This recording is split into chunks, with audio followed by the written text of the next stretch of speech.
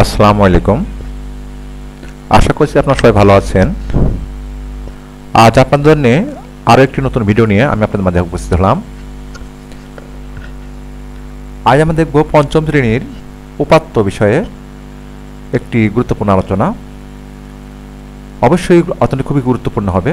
আশা করছি সমস্ত ভিডিও জুড়ে আপনি আমার সঙ্গে থাকবেন।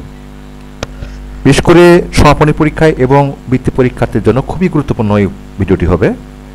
আপনি যদি এই ভিডিওটি পুরোপুরি দেখেন, আমি আশা করছি আপনার উপাত্ত নিয়ে আর কোনো সমস্যা থাকবে না। তো চলুন আমরা ভিডিওটি শুরু করি। তো ভিডিও শুরু করার সর্বপ্রথম অনুরোধ থাকবে আপনি অবশ্যই আমার চ্যানেলটি সাবস্ক্রাইব করে রাখবেন, যাতে করে গুরুত্বপূর্ণ ভিডিওগুলো আপনি সবার আগেই পেতে পারেন। আমি যে গুরুত্বপূর্ণ ভিডিও তৈরি করে থাকি তা আপলোড করার সঙ্গে সঙ্গে আপনি পেয়ে যাবেন। আশা করছি তা আপনি লাভবান হবেন। তো চলুন আমরা এখন মূলত প্রবেশ করি। আজ আমরা দেখব উপাত্ত নিয়ে। প্রথমে আপনাদেরকে বলেছি, দেখেন এখানে একটি প্রশ্ন আছে। একটি বাক্সে 18টি আম আছে, আমগুলোর ওজন নিম্নরূপ। এখানে 18টি আমের ওজন দেওয়া আছে 160 গ্রাম, 200 গ্রাম, এভাবে 18টি আমের ওজন দেওয়া আছে। দেওয়ার পরেই দেখেন প্রশ্ন করছে ক নম্বরে, 10 শ্রেণী ব্যবধানে উপাত্ত সমূহ সারণীতে বিন্যস্ত করো। তাহলে আমাদেরকে কত করতে হবে? 10 শ্রেণী ব্যবধান। সারণীটি ব্যবহার করে একটি আয়তলেখ অঙ্কন করো। এটা আমাদের পরীক্ষায় আসছে, দেখানো হয়েছে। তো আমরা এটার সমাধান দেখব কিভাবে সমাধানটি করা হয়েছে। প্রথমে দেখেন এখানে বলা হচ্ছে 10 শ্রেণী ব্যবধানে উপাত্ত সমূহ সারণীতে বিন্যস্ত করো। এখানে আমাদেরকে বের করতে হবে প্রথমেই যে এই অঙ্কগুলোর মধ্যে সর্বনিম্ন সংখ্যাটি কত। এখানে দেখেন সর্বনিম্ন সংখ্যাটি কত? এই 160। আর সর্বোচ্চ সংখ্যা কত? 209। আমাদেরকে প্রথমেই এটা বের করতে হবে। বের করার পরেই আমাদেরকে এই ছক অনুসারে একটা সারণী তৈরি করতে হবে। দেখেন এখানে দেওয়া আছে, নিম্নে 10 শ্রেণী ব্যবধানে উপাত্ত সমূহকে সারণীতে বিন্যস্ত করা হলো। তাহলে আমি কি বললাম আপনাদেরকে, যে প্রথমেই আমাদের সর্বনিম্ন সংখ্যা লিখবেন 160 এবং সর্বোচ্চ সংখ্যা 290। আর আমাদের শ্রেণী ব্যবধান হবে কত?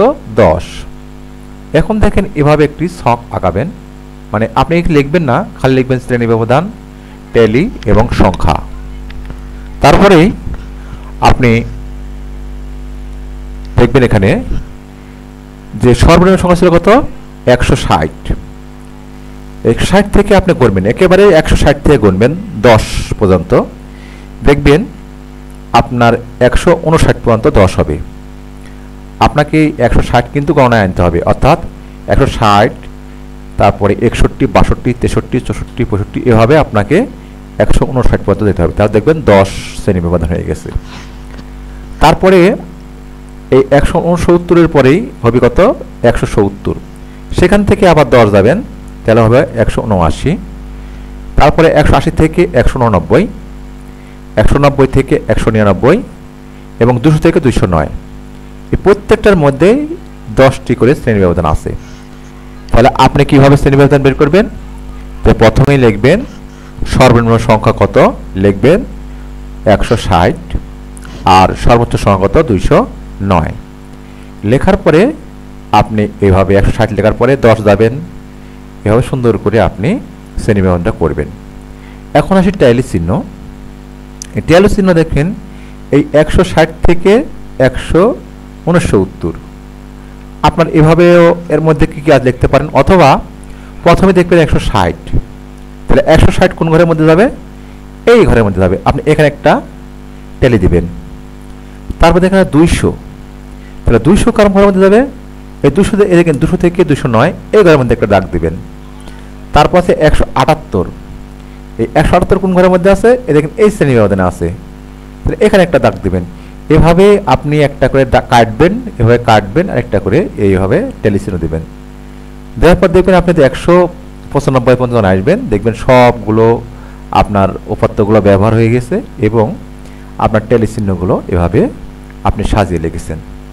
তারপরে যে কয় সংখ্যা হলো, যেমন এখানে দেখুন 2, এখানে 5, এভাবে লিখবেন। লিখে এখানে যেন 18 হয়, এই মোট যদি 18 আপনার টেলিচিহ্ন মিলে যায় তাহলে বুঝবেন যে আপনার এই অঙ্কটি সঠিক হয়েছে। এখন আসি আমরা যে কিভাবে আয়তলেখ আঁকব। সারণীটি ব্যবহার করে একটি আয়তলেখ অঙ্কন করো। তো আয়তলেখ অঙ্কন করার জন্য আপনাদেরকে এই দুইটি প্রথমে আপনার নিতে হবে, কি বলে, রেখা নিতে হবে। সাপোজ মনে করেন এখানে লিখলেন 0, এখানে লিখলেন ক, এখানে লিখলেন খ, এভাবে নাম দিলেন। এই নিচ দিয়ে হবে হচ্ছে আপনার শ্রেণী ব্যবধান, আর উপরের দিকে হবে হচ্ছে সংখ্যা। দেখেন আপনি প্রথমেই এখানে ভাগ করে নেওয়া হয়েছে 10 ঘর করে, মনে করেন এই ঘরের মধ্যে 10 ঘর করে আছে। তাহলে 160 থেকে 169 এটা নিলেন প্রথম। এই শ্রেণী ব্যবধানের কয়টা টেলিচিহ্ন আছে? সংখ্যা আছে 2টি।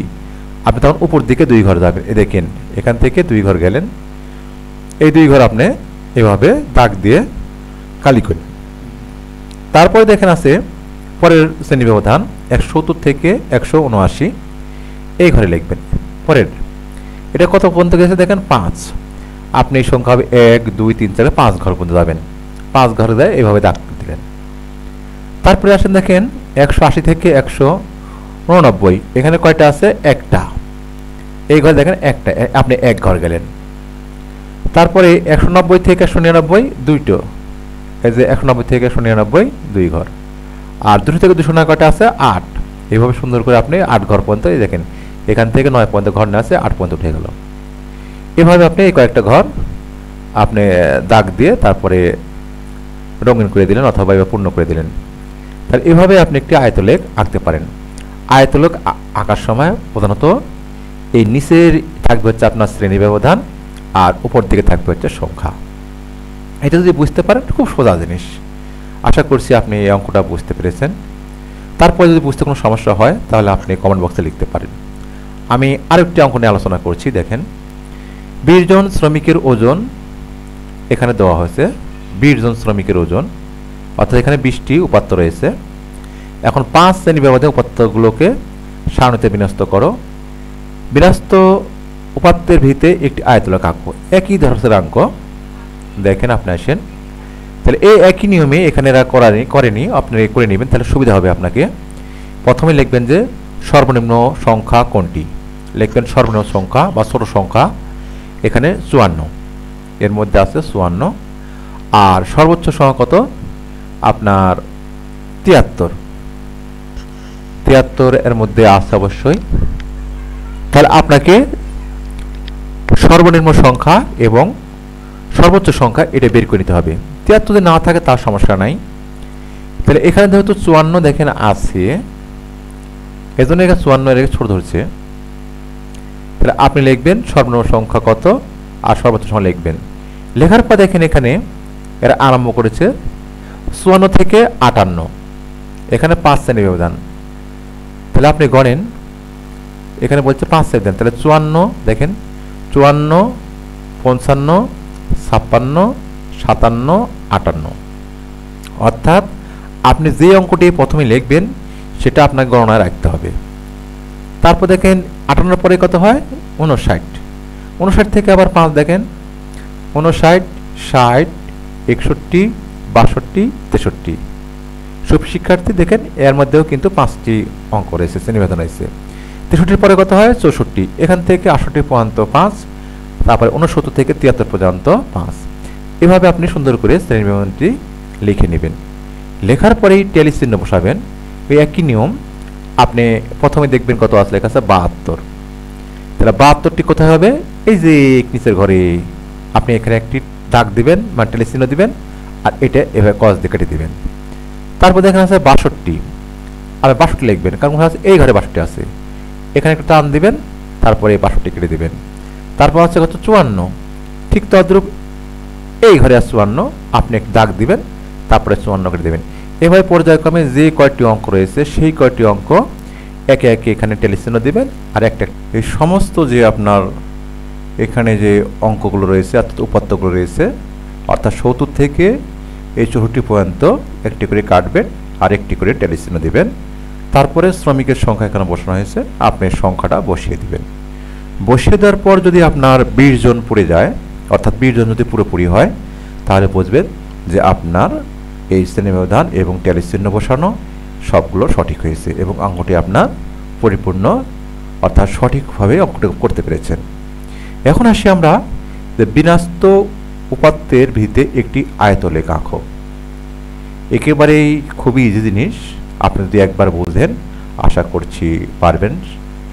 তো এখানে আপনার মূলত দুইটি দেখেন, এই যে এটা হচ্ছে ভূমি আর একটা হচ্ছে উলম্ব, দুইটি রেখা লিখবেন। সুন্দরভাবে এভাবে একটি ঘর করবেন। নিচ দিয়ে লিখবেন শ্রেণী ব্যবধান আর উপর দিয়ে লিখবেন হচ্ছে সংখ্যা। এই যে শ্রমিকের সংখ্যাটা উপর দিয়ে লিখবেন। এখানে আমাদের সর্বোচ্চ সংখ্যা আছে কত? 8। তাহলে আমরা 9 পর্যন্ত বা 10 পর্যন্ত ওইভাবে সংখ্যা লিখতে পারি। দেখেন এখন এখানে এই যে প্রথম 54 থেকে 58, এখানে দেখেন 54 থেকে 58 একটা শ্রেণী বিভাজন করা হয়েছে। এখানে কয়জন শ্রমিক আছে? 1 জন। তাহলে আপনি এভাবে এক ঘর ভরাট করে দিলেন। তারপর দেখেন আছে এই যে 59 থেকে 63, 59 থেকে 63, এখানে শ্রমিক সংখ্যা কত? 5। তাহলে আপনি এখান থেকে সুন্দর করে 5 ঘর উপরে উঠে যাবেন। এই দেখেন 5 ঘর উপরে উঠে গেছে, এইগুলো পূরণ করে দিবেন। তারপরে কত আছে দেখেন 64 থেকে 68, এলে 64 থেকে 68, এখানে কয়জন শ্রমিক আছে? 8 জন। তাহলে আমাদেরকে 8 ঘর উঠতে হবে। এই দেখেন সুন্দর করে দেখেন এখানে 8 ঘর পর্যন্ত উঠে অর্থাৎ ভরাট করা হয়েছে। তারপর দেখেন শেষের ঘরে আছে 6 জন, এখানে 6 ঘর পর্যন্ত উঠা হয়েছে, তার পূরণ করেছে। এভাবে আপনি যে কয়টা শ্রেণী ব্যবধান হয় সেই কয়টা এখানে নিচে লিখবেন আর আপনার সংখ্যাগুলো এভাবে উপর দিকে লিখবেন। লেখার পরে এই ঠিক এভাবে আপনি ঘরটা পূরণ করে দিবেন। আশা করছি সুপ্রিয় শিক্ষার্থী আপনারা এই অঙ্কটি বুঝতে পেরেছেন। এখন দেখব আমরা 3 নম্বর অঙ্কটি। দেখেন এখানে নিচের উপাত্ত সমূহ একটি বিদ্যালয়ের 4র্থ শ্রেণীর শিক্ষার্থীদের ওজন নির্দেশ করে। এখানে আপনার 4র্থ শ্রেণীর শিক্ষার্থীদের বিভিন্ন ধরনের ওজন দেওয়া রয়েছে। এখন বলছে 5 শ্রেণী ব্যবধানে উপাত্ত সমূহ সারণীতে বিন্যস্ত করো। আর তাহলে আমরা প্রথম এই অঙ্কটি করি। তাহলে আমি প্রথমে বলেছি আপনাদেরকে যে আমরা কি করব, এখান থেকে সর্বোচ্চ বড় সংখ্যা কোনটি সেটা লিখব। এখানে দেখেন এখানে করছে এরা সর্বোচ্চ ওজন 39 কেজি, এর মধ্যে থেকে সর্বোচ্চ বড় হচ্ছে এই 39 আর সর্বনিম্ন কত? এই যে 20। তাহলে আমরা প্রথমে সর্বোচ্চ এবং সর্বনিম্ন এই উপাত্তটি বের করে নেব। তারপরে দেখেন বলছে 5 শ্রেণী ব্যবধানে, তাহলে আমাদের সর্বনিম্ন সংখ্যা কত ছিল? এই 20। এই দেখেন 20, তাহলে 20 থেকে আমরা যাবো কত? 5 বেশি। তাহলে বের করেন 20, 21, 22, 23, 24। তাহলে 24 গেলে দেখেন আমরা 5 পর্যন্ত চলে আসতেছি। 24-এর পরে কি হয়? 25, 25 থেকে আবার 5 যান, তাহলে 29, 29-এর পরে কি হয়? 30, 30 থেকে কত হয়? 34, 34-এর পরে কত হয়? 35, 35 থেকে 39। দেখেন আমাদের শ্রেণী ব্যবধানটি করা এভাবে হয়ে গেল এবং এর মধ্যে পার্থক্য আছে কত? 5। এখন আসি ট্যালি এবং সংখ্যা। তাহলে দেখেন প্রথমে আপনি এই 20 কষবেন, 20-এ আমি আসলাম। তাহলে 20 দেখেন কোন ঘরে হয়? দেখেন এই ঘরে হয় 20। তাহলে আপনি কি করবেন? একটা ট্যালি চিহ্ন অর্থাৎ একটা দাগ দিবেন ট্যালি চিহ্ন করে। তারপরে আসবেন 26-এ, 26 আছে কোথায়? এই ঘরে, এখানে একটি দাগ দিবেন। আপনার কি কাজ করবেন? এই 20 কেটে দিবেন, 26 কেটে দিবেন। তারপরে 22 লিখবেন, 22 আছে কত? এই ঘরে, এখানে একটা ট্যালি চিহ্ন দিবেন, 22 কেটে দিবেন। ঠিক এভাবে যতগুলো অঙ্ক রয়েছে এখানে, সেটা যে ঘরে বসে সেই ঘরে একটি করে দাগ দিয়ে অর্থাৎ ট্যালি চিহ্ন দিয়ে আপনি সেই অঙ্কটি কেটে দিবেন। এভাবে আপনি একেবারে 20 থেকে শুরু করে এই 39 পর্যন্ত আসবেন। দেখবেন সবগুলো অঙ্ক আপনার ট্যালি চিহ্ন হয়ে গেছে এবং কয়টি করে সংখ্যা আছে সেগুলো বের হয়ে যাবে। তারপরে এখানে সংখ্যা লিখে দেবেন। এভাবে দেখবেন যদি 20 পড়ে যায় তাহলে বুঝবেন অঙ্কটি আপনার হয়ে গেছে। এখন 2 নম্বর অঙ্ক ছিল দেখেন 25 কেজির কম ওজন সম্পন্ন শিক্ষার্থীর সংখ্যা শতকরা কত? তাহলে এখানে দেখেন 25 কেজির নিচে কত ছিল? 7 জন। মোট শিক্ষার্থী কজন? 20 জন।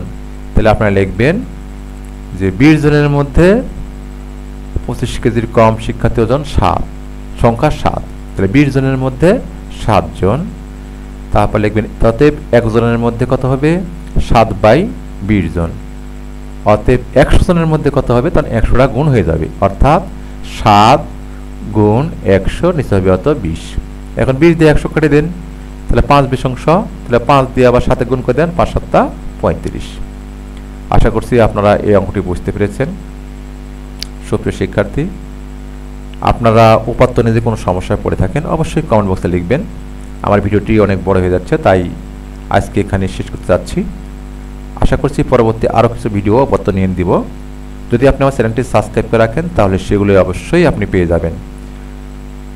আর ভিডিও যদি বুঝতে অর্থাৎ অঙ্কটি বুঝতে সমস্যা হয় তাহলে সরাসরি আপনার কমেন্ট বক্সে লিখবেন। আর সবার প্রতি অনুরোধ থাকবে অবশ্যই আপনার চ্যানেলটি সাবস্ক্রাইব করবেন এবং বন্ধুদের মাঝে চ্যানেলটি শেয়ার করে দেবেন, কমেন্ট করবেন। তাহলে সবাই ভালো থাকুন, আজকে এতটুকুই। আবার দেখা হবে অন্য কোনো ভিডিওতে। সে পর্যন্ত সবাই সুস্থ থাকুন।